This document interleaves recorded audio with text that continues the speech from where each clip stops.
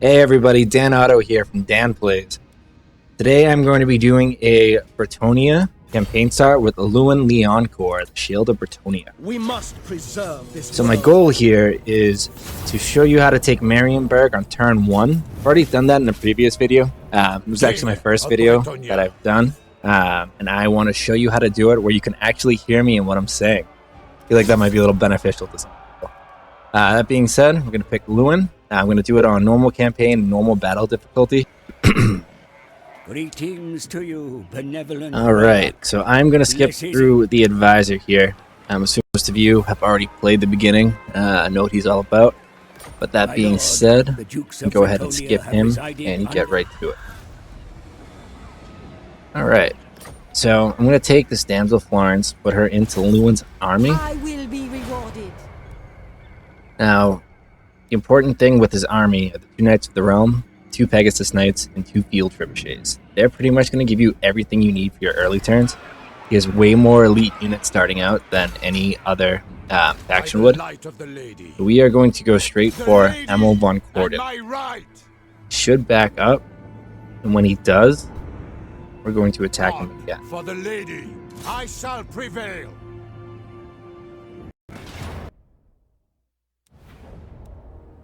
Alright, so starting this battle, we are going to try and put as much space in between us and Marienburg's army as we can. So I'm going to take our spearmen, line them up just in front of our trebuchets, with the peasant archers right behind them. I'm going to have Louen mixed up in the peasants. Most likely I'm going to have him come out to one-on-one their lord. And I'm going to have my cavalry on the flank ready to go. Now, I always start them in lance formation. A long time ago, when Bretonnia first launched, there were negatives to it. I believe it was less melee defense. But that's gone now, and the wedge formation lets them get deeper into enemy lines. So over here, I'm going to have my Pegasus Knights. Their job is going to be to come out and flank those mortars. So the mortars should turn once they're in range. That'll kind of take them out of the fight as I have them strafe around the artillery. And because my trebuchets have longer range, they have 440, the mortars have 380, we're going to be able to make them come to us and get into our artillery's range. Alright, so 14 wins of magic is good. Our damsel has harmonic convergence, which we're going to use on Louen when he starts to one-on-one their enemy lord. And we'll start by moving the Pegasus Knights up right away. The only thing to worry about with them is that they don't get bogged down by the spearmen. But we really don't have to worry too much about that. I won't have them engaged while it's still there. Let's get them out of hidden. At once. And they're going to kind of move erratically, but not in range of these crossbows.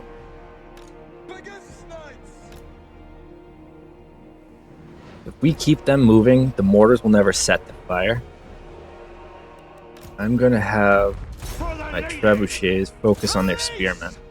It is faster and more efficient to have them focus single units, just like with your archers. And as they're unshielded, I'll have my archers do that when they get into range.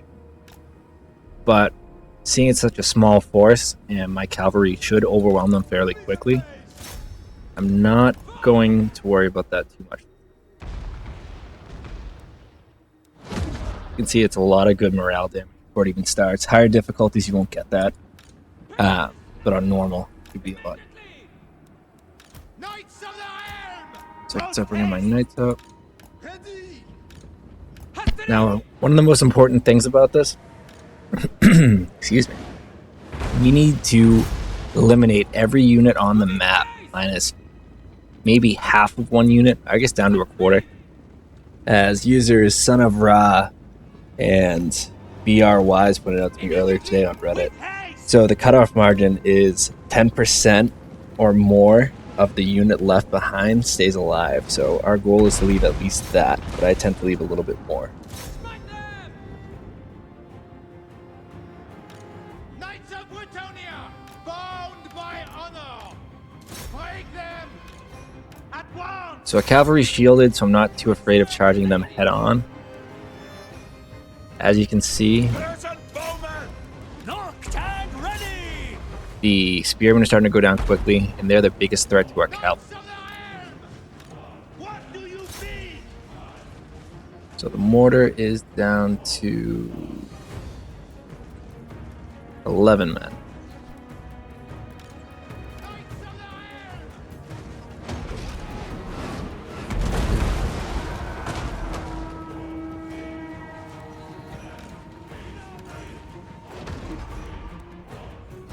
Alright. The lion!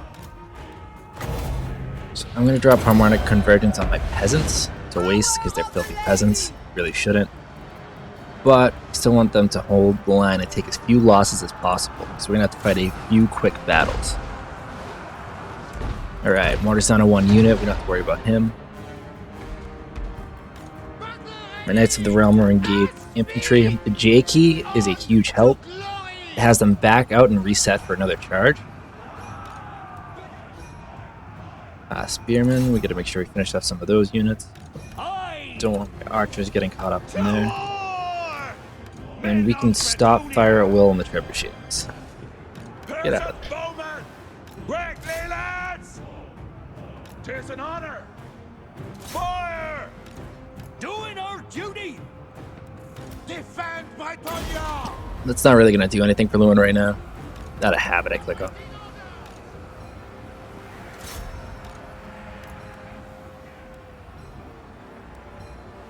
Alright, Peasant bowman! that should do it. We lost 7 units. Kill him! Now Lowen's mounted, which is going to help a lot with eliminating the final lord.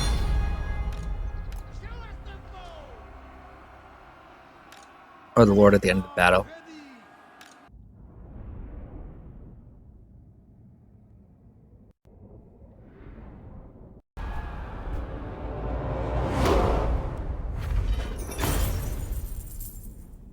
So by leaving about half of a unit or more than 10% of it left alive, I tend to leave more just in case I get a little overzealous and can't pull my knights out in time. It's going to push him back. So without a leader, it starts, I ride. somehow convinces itself it's just lost its first battle and it's retreating. He's going to be here with 81 men. So as you notice, he's right outside of Marienburg. So I'm going to click on Louen, and I'm going to take Route Mark.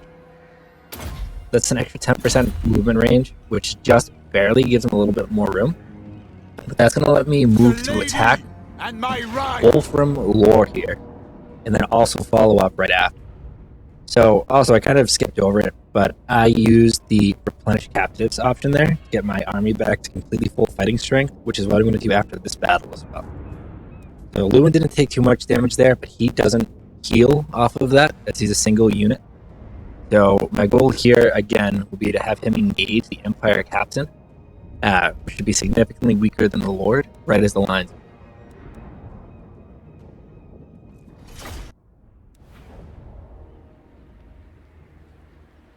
Now, in my experience, these two maps are always the same. So when you look at the layout here, you have a couple of options. You can have your cavalry flank down through the woods, get the sneak attack for the morale hit. But what I tend to do is kind of like the last map. I want my artillery to have a clear firing line, and I want them to be able to shoot right as the units come over the ridge. So I'm going to back them up a little bit further.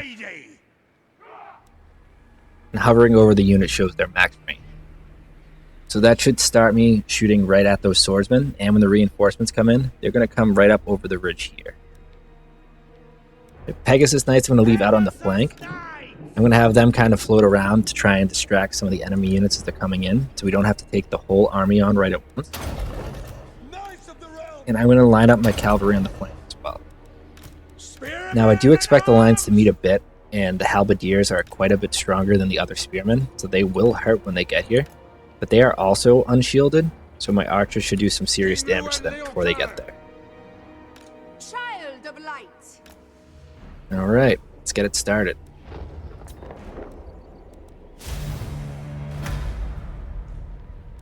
Field trebuchet.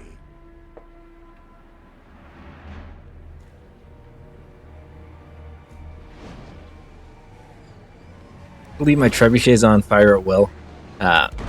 Couple volleys in, and they should completely rout. Unlike the last match, we are going to try and wipe out every unit completely here.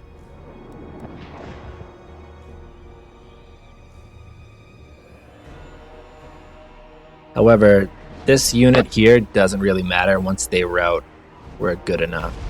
Knights of Bretonnia! I'm going to bring out my Pegasus Knights just to get more vision up over the crest of the hill.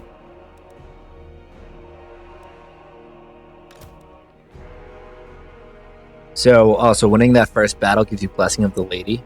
Will give you an extra 20% physical resistance to all units in your army.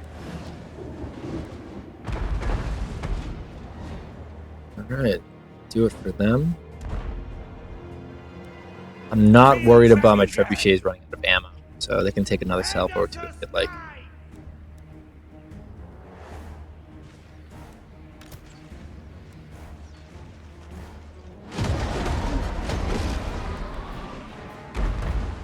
Then I will turn off fire at will.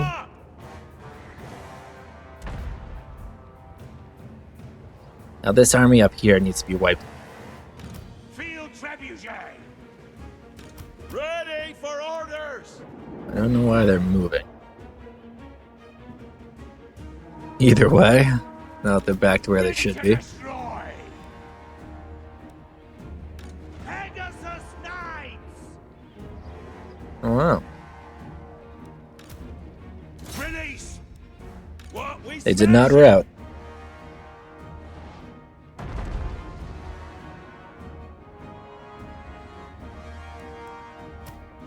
Alright, now as they're coming up over here, we're going to focus on the halberdiers. Same idea as the spearmen, we just want them down and out as fast as possible. Swordsmen don't really pose much of a threat to the cavalry. However, they will go through our peasants fairly quickly if we don't bring them down, which again, we're Bretonnia, we don't care. They're filthy, they smell. And the knights are the ones who do all the real work. Pegasus Knights! Alright, so the archers should be slowing down now to try and engage our Pegasus Knights. Post haste! So again, it's going to have to move a little erratically. 6024 is their starting health. So they might take a nick or two, but not too much. Again, if we lose a model or two, it's not that big of a deal.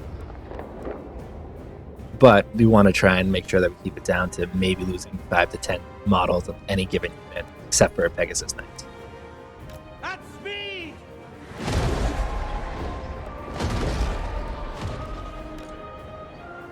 About this time, we can start bringing out our cavalry as well.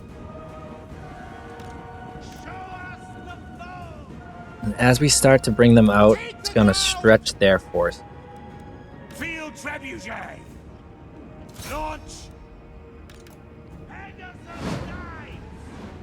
On to glory! Charge! Hastily! Now, as we drop in the Pegasus Knights, some of the infantry will most likely turn back. Some of it, I'm not worried about. Swordsmen aren't going to do much against Pegasus Knights.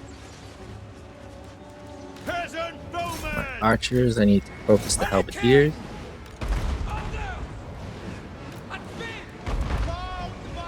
Also, if you bring your men up on this hill here and get them into a downward charge, it does give them a little bit extra oomph to kind of rip through everybody in front. Trample them!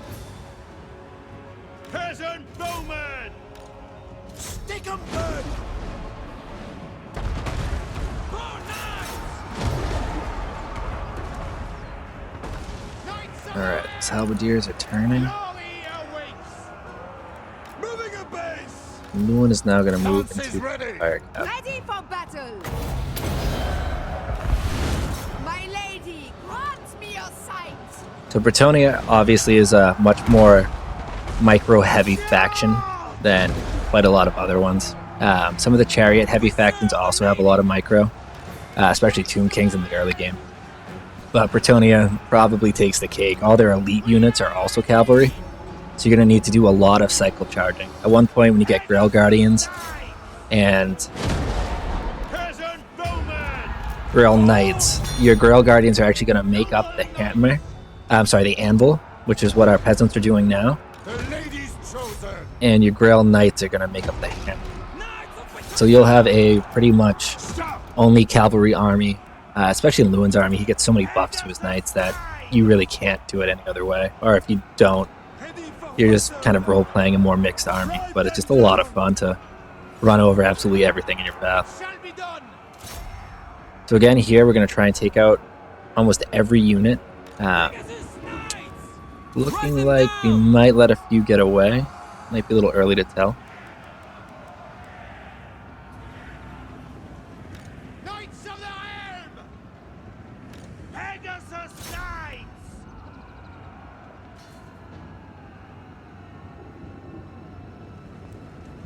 Knights of the Realm. Battle ready. Pegasus Knights. Cut them down.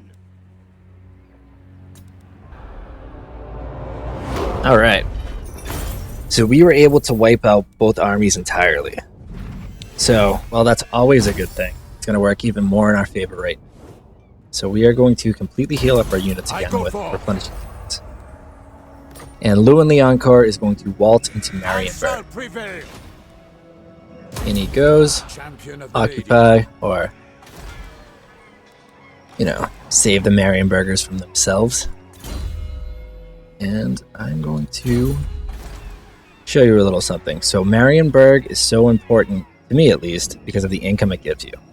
So Bretonnia has a rather rough tech tree for the time being. Hopefully they're getting reworked in the near future. That little hint that CA dropped with a picture of the Grail, I'm hoping is a Bretonnian rework.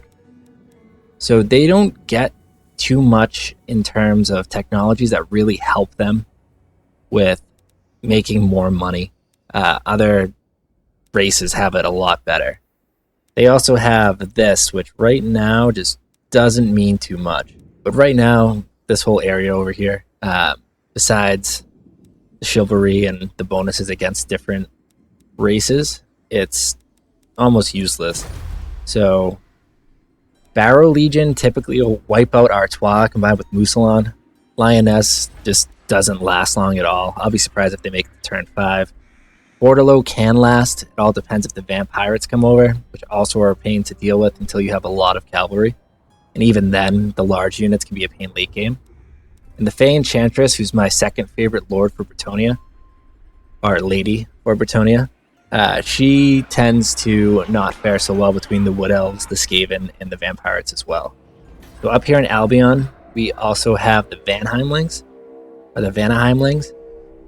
They will often send down raiding parties, and so will Wolfric every once in a while come down, usually right around Corone. And starting when I hit the end turn button, I will start getting a malice penalty to public order. So my next goal is going to be to use this army that I tried to take very few losses with and march them up to Grug Zint. So my next goal will be to march this army that should be at full strength next turn right up to Grug Zint. Now, as a little bit of RNGesus comes into play here, as I've had other buildings here, but most of the time I do get a stable. So I'm going to be able to recruit 4 units of Knights Errant. The king stands with you. So I'm also going to recruit a second Lord. Now, I typically go for another melee Lord. Peasants don't really hold the line well, and while you can buff them with Winds of Magic, if you go the Prophetess route, I tend to throw a Damsel in most of my armies as soon as I can, which will be a little while down the road. But for the time being, I really want someone to tank some damage and kind of get the enemy to blob up so we can get my cavalry in behind them. So this melee defense +5 is going to work out pretty well. So Gustave Mercier, in you go. And he's going to follow. So I'm going to have Gustave Mercier follow Louen Leoncoeur up to Grug Zint. He's going to work on the Skull Smash. So he's going to reinforce him.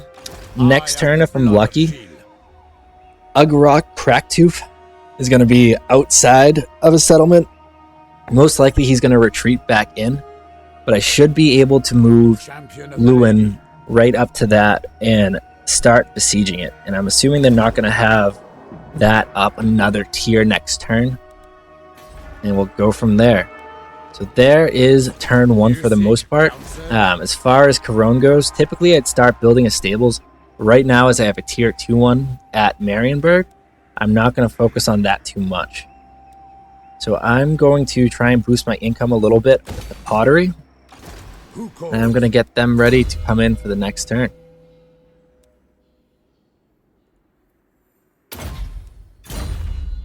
And again, as far as research goes, I tend to kind of skip over the other Bretonnian faction heraldry. It's really hard at this point in the game to get any of your would-be allies in Bretonnia to stay alive long enough for you to take advantage of it, with the exception of Bordelot and the Fey Enchantress.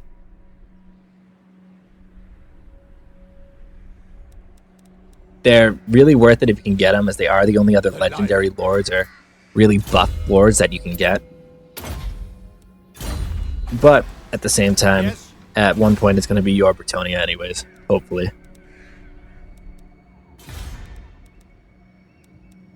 Typically, I always do growth as the first commandment, at least until I get Corone more buffed up. Later on down the line, extensive patrols can be very useful, especially if this is your recruiting capital. So if you can't get down to Paragon, which does have a great building for making Pegasus Knights and Royal Hippogriff Knights, because it's going to buff them, I believe, by 4 ranks. Also, if you need it, Venerate the Lady does help, but again, the growth is really what you're looking for now. The minus 20 public order per turn you're going to get until these orcs are dead will hurt, and you're really not going to be able to get any way to stop that other than raising this settlement to the ground.